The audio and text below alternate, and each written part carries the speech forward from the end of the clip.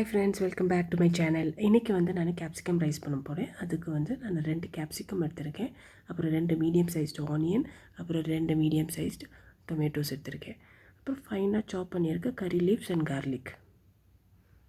அவ்வளோதான். மசாலாஸ் நம்ம ஃபர்தராக ஆட் பண்ணுறப்போ நான் பார்க்கலாம்.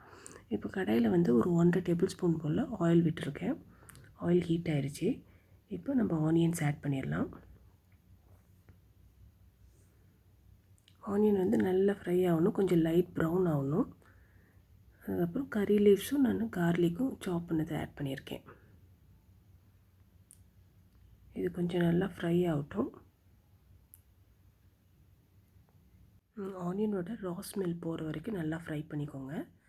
இப்போ நான் பட்டை, கிராம்பு, ஏலக்காய் அதை ஆட் பண்ணியிருக்கேன். அதுவும் நல்லா போட்டுட்டு ஃப்ரை பண்ணிக்கோங்க. அப்புறம் கொஞ்சம் ஒரு 1 டேபிள் ஸ்பூன் போல் பீனட்ஸ் ஆட் பண்ணிக்கோங்க. இது ஆப்ஷனல், உங்களுக்கு தேவைன்னா போட்டுக்கலாம், இல்லை இந்த டேஸ்ட் உங்களுக்கு பிடிக்கலன்னா வேண்டாம், போட வேண்டாம். இதையும் நல்லா கொஞ்சம் ஃப்ரை பண்ணிக்கோங்க. இப்போ பாருங்கள், ஆனியனோட கலர் சேஞ்ச் ஆயிடுச்சு. இப்போ டொமேட்டோஸ் ஆட் பண்ணலாம். டொமேட்டோஸ் நான் மீடியம் சைஸ்டு ஒரு 2 டொமேட்டோஸ் எடுத்திருக்கேன். டொமேட்டோஸ் நல்லா குக் ஆகணும், ஸோ அதுக்கு கொஞ்சம் சால்ட் ஆட் பண்ணிக்கிறேன். டொமேட்டோஸ் எல்லாம் நல்லா சாஃப்டாக நல்லா மசிஞ்சிருந்தது தான் நம்ம பண்ணுற இது கேப்சிகம் ரைஸ் கொஞ்சம் நல்லா டேஸ்ட்டாக இருக்கும். ஸோ அதுக்கு சால்ட் ஆட் பண்ணியிருக்கேன்.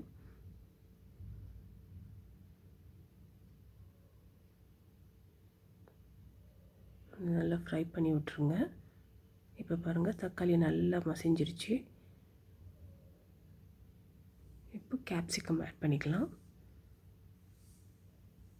ஃபைனாக சாப் பண்ணியிருக்கேன். கேப்சிகம் ஆட் பண்ணிவிட்டு அதையும் நல்லா மிக்ஸ் பண்ணலாம். மிக்ஸ் பண்ணி விட்டுட்டு இப்போ தேவையான மசாலாஸ் பார்க்கலாம்.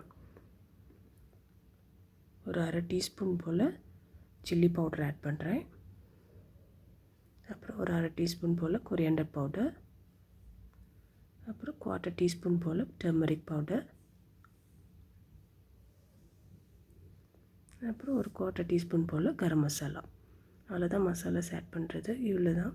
இன்னும் இது ஆப்ஷனல், உங்களுக்கு பெப்பர் வேணும்னா போட்டுக்கலாம். பெப்பரும் நான் ஒரு 1/2 டீஸ்பூன் போட்டிருக்கேன். இதை நல்லா மிக்ஸ் பண்ணிவிட்டு மசாலாலாம் கம்ப்ளீட்டாக நம்ம போட்டிருக்க அந்த காயிலெல்லாம் இறங்கணும். நல்லா மிக்ஸ் பண்ணியாச்சு. இப்போ பாருங்கள்,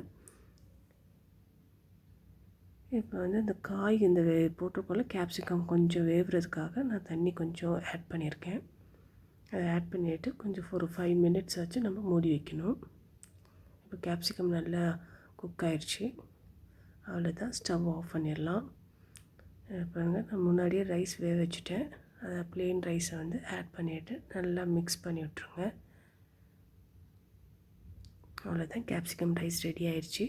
அவ்வளோதான், கேப்சிகம் ரைஸ் ரெடி ஆயிடுச்சு. உங்களுக்கு பிடிச்சிருந்துச்சுன்னா லைக் பண்ணுங்கள், ஷேர் பண்ணுங்கள், சப்ஸ்கிரைப் பண்ணுங்கள்.